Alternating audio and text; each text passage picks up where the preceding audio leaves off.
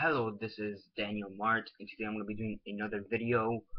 And this is basically going to be a character spotlight. This is going to be for Bob, who died um, in season 5 of The Walking Dead. He died in episode 3, Four Walls and a Roof. So I was planning to do this video earlier, sometime between Monday and Wednesday, once enough people have watched the episode, but due to Halloween and school and a bunch of other stuff, I haven't been able to do it till just recently. So yeah, basically a character spotlight, giving my thoughts basically on how the character was, what he became, and his death as a whole. So yeah, basically, yeah, Bob was portrayed by Lawrence Gillard Jr. He was on The Wire, which apparently come to realize there's actually many people from The Wire who transferred to The Walking Dead when you think about it, because you have Lawrence Gillard Jr.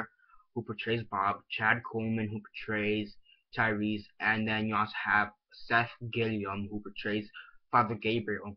So you have a few actors from The Wire who come over to The Walking Dead. So yeah, but okay, back on track. So portrayed by Lawrence Gillard Jr. Now, I also do want to point out that there is a character called Bob Stuckey in the comics, and Bob, his last name is Stuckey. Bob Stuckey. Also, same thing in the comics, Bob Stuckey, but he's from he belongs to the Governor's group, and he's from Woodbury in the comics. He's more of this he's actually in the comics he's white, and he's like in his 40s. He's like the town drunk, but he's also like a paramedic, army medic, just like Bob. He's an army medic. He likes alcohol. He's like an alcoholic, and yeah, but in the TV show he's not from Woodbury. He has no affiliations with the governor up until the Too Far Gone, where they had to battle the governor and whatnot. So yeah, now Bob is a pretty cool character when you think about it, because we see him because he's been on because basically he states that before he met Daryl, Glenn, and the rest of the group, he was out. He was with two previous groups. He was the remaining survivor of both of them, and and he also had to kill one of the survivors from one of his groups because she either wanted to die already, maybe she got bitten or whatever, who knows.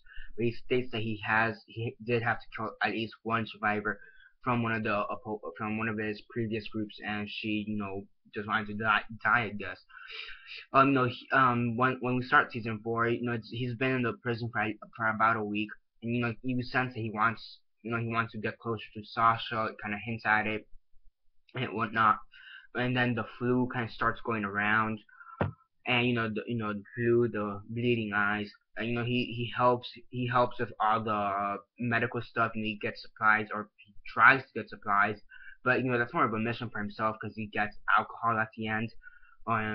So yeah, but he does help in saving a couple people, Sasha and a few other people, Glenn, Sasha. So yeah, he has helped out a lot throughout the group. You could tell he was heavily affected by his past, and then the groups get split up. But after Too Far Gone, he ends up with Sasha and Maggie, and basically they give Bob a relationship with Sasha, which is pretty cool, but it's not really long lasting. We all know that once in a relationship in the apocalypse, they don't tend to survive. I think the only one I mean, not even Maggie and Glenn's relationship survived, because they did get split up for a while, and who knows what could have happened in that time. And Glenn almost died like 5 times throughout that short time they were split up, and Maggie almost died like twice. So yeah, they could have both died and never see each other again. So yeah, it is hard to maintain a relationship within the apocalypse. Eventually Bob and Sasha and Maggie end up with Abraham, Rosita, and Eugene, and then they find Glenn and Tara in the tunnel, and they all kind of regroup, and they all decide to go off to Terminus, and they're captured. And in season 5, Bob is brought out, to be killed and later eaten, but due to the events he escapes. And we still see that blossoming relationship with Sasha, which it's still pretty cool to see. Give him something to do, because he really hasn't been that much of a forefront character. They developed him enough for us to care, but they did realize there is still a bit more potential to the character. They gave him a bit more, I guess, moments throughout season 5 before his death, which I guess should have hinted us that he could have died. And then they kind of announced that they're gonna follow the comics a bit more closely, and then many of us speculated they're gonna kill off Bob, which they did. But the way they did it was just so well done. I mean, because first off, he gets bit here in the food bank. He gets bit here, like in the shoulder, or here actually. He gets bit here in the food bank. He doesn't tell anybody. He goes off into the woods to commit suicide, or whoever knows. Because in the comics it was spoilers. In the comics, Dale gets bit, and he just goes out to take a piss, and then he's kidnapped. And here you see him crying and laughing at the same time before he's kidnapped. And then you see, Bob, right next to Gareth and the rest of termites, remaining termites. His leg is cut off, and he's like suffering at first, not, like what the hell, these people are crazy. And then he starts in the next episode, which is his death episode. He starts laughing and cracking up, saying he's tainted meat. You stupid pricks, I'm tainted meat. You're all gonna die. I'm tainted meat and whatever. And it's just pretty funny. Great acting from Lawrence Goddard Jr. if you ask me. And then you have like basically the end of Bob. He dies a peaceful death. Talking to Sasha about a dream he had that they were both happy, and then he kind of passes away. So yeah, I mean, in my opinion, Bob's a pretty great character to have around. I mean, he basically brought more light into this horrible world they live in. Rick kind of took him in also, during the present time. He kind of said that this is even though this is a nightmare, you still can't have a few good moments, or you can't have this nightmare get to you and whatever. Because he does realize that the nightmare, which is the world they live in now, probably has gotten to Rick at this point. And he just went out like a hero. He had a peaceful death. He was like one of those characters that had fun no matter what. He was trying to look. He always tried to look for the positive stuff in life, and he did that even towards the end. Saying that he had a dream, and when Sasha, he died smiling, and you could tell everybody was like somewhat affected by his death. You could tell people were they were affected by his death, and with the fact that, what was I gonna say? People, at the end, Maggie, Glenn, everybody was saying their goodbyes to Bob, saying that they're always gonna remember him. He just went out. He had a pretty good death. I think he had one out of any character. I think he's had. I think out of any character in The Walking Dead, he's had one of the more peaceful deaths. One of the more peaceful deaths in The Walking Dead, because he didn't get ripped apart. He didn't get shot down.